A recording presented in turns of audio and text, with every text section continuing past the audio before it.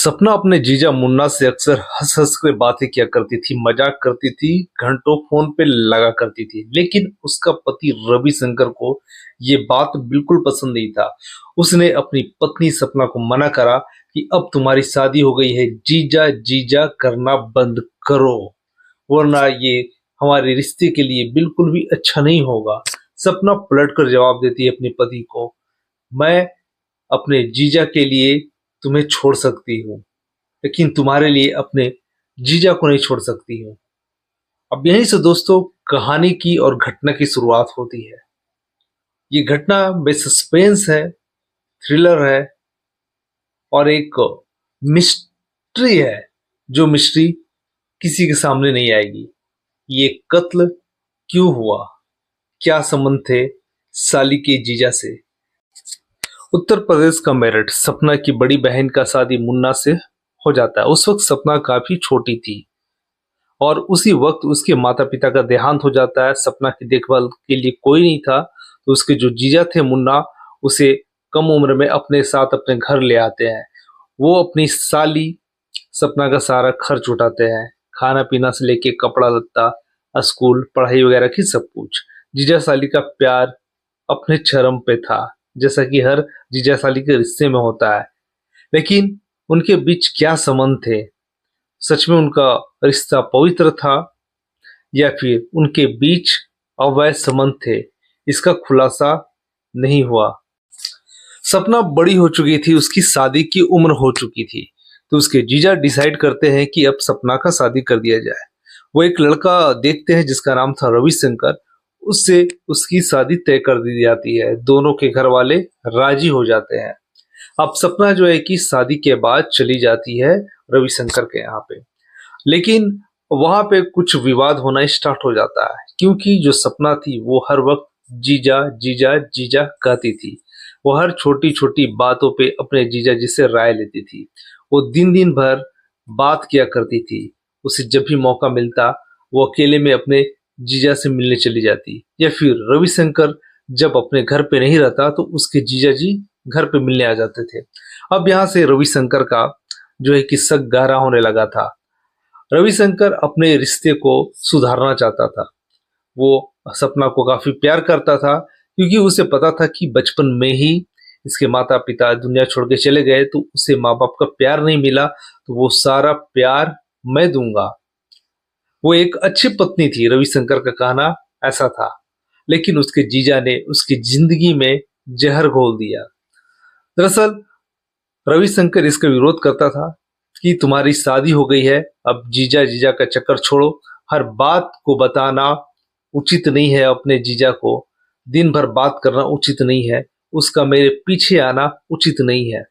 लेकिन सपना पलट के जवाब देती है कि मैं अपने जीजा और दीदी के लिए तुम्हें छोड़ सकती हूँ, लेकिन तुम्हारे लिए अपनी जीजा और बहन को नहीं छोड़ सकती।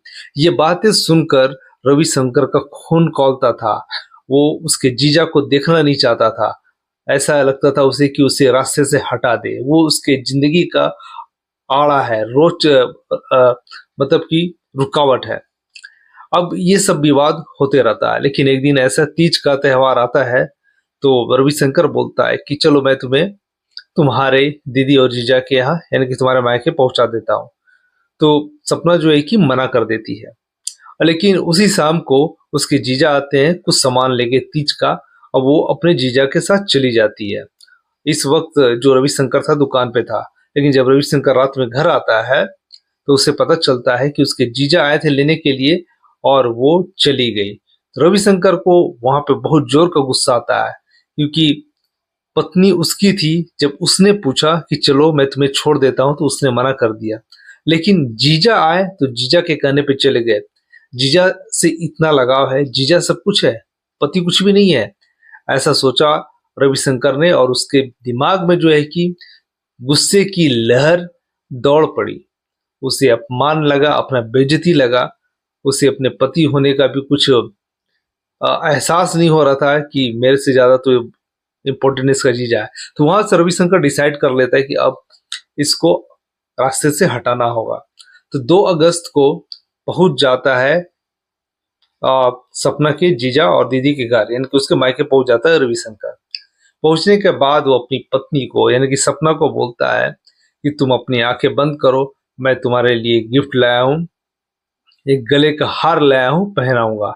जैसे ही सपना आंख बंद करती है, रविशंकर एक तेज धारदार हथियार से उसका गला काट देता है। सपना की वहीं पर तड़प कर मौत हो जाती है।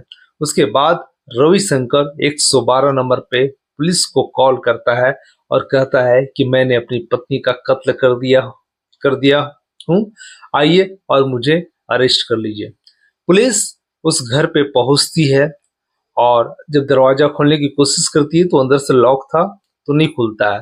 काफी धक्का मुक्की करने के बाद, आवाज देने के बाद दरवाजा खुलता है तो पुलिस अंदर का नजारा देख के दंग रह जाती है। जिस शख्स ने फोन करा था वो खून से लथपथ अपनी बीबी के लाश के पास बैठा था।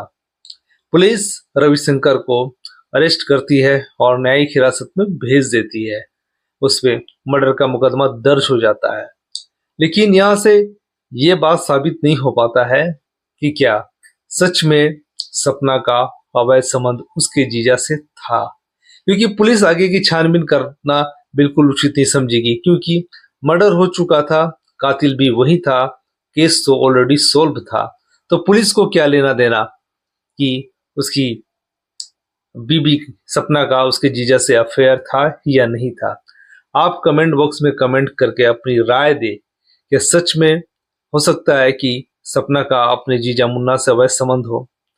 आखिर सपना क्यों अपने पति से ज्यादा अपने जीजा को इम्पोर्टेंट दे रही थी? ऐसा क्या था उसके जीजा में? ये रिश्ता पवित्र था या उनके अवैध संबंध थे? ये तो उनके दिलों के अंदर ही ये राज हमेशा के लिए दफन हो गया।